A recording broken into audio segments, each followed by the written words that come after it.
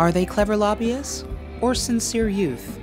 Since it began in 2002, the TheCRY prayer movement has attracted both praise and criticism. In August 2011, the TheCRY held a day-long prayer gathering on Parliament Hill in Ottawa.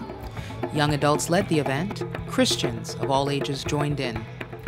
Over 9 years, the TheCRY has held 9 gatherings like this across Canada.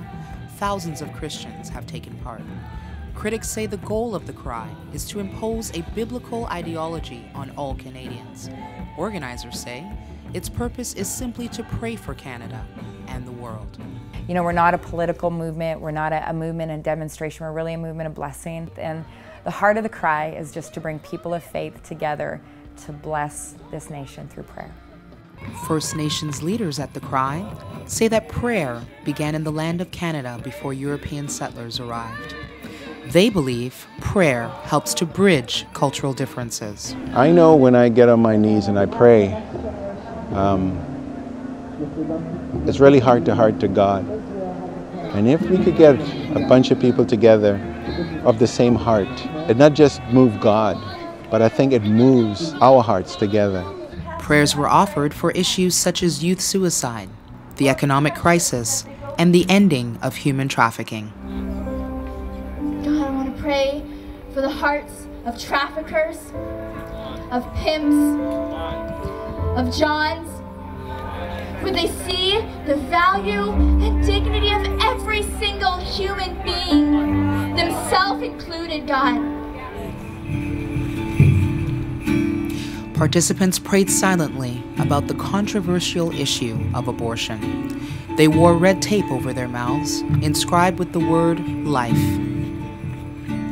Leaders say their goal is to bring healing and to back up their prayers with practical help for women in crisis. This is really prayer, and our hearts is to see healing come to our nation, to the women that have suffered from abortions.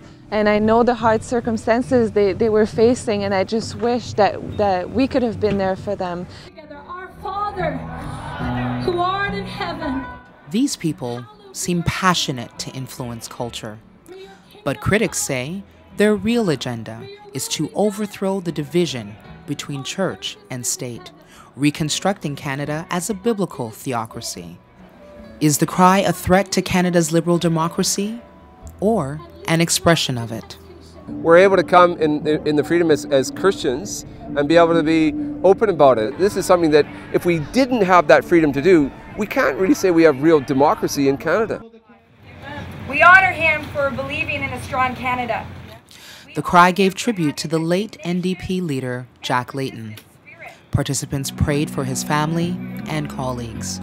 They agreed with Mr. Layton that love can bring change to the world.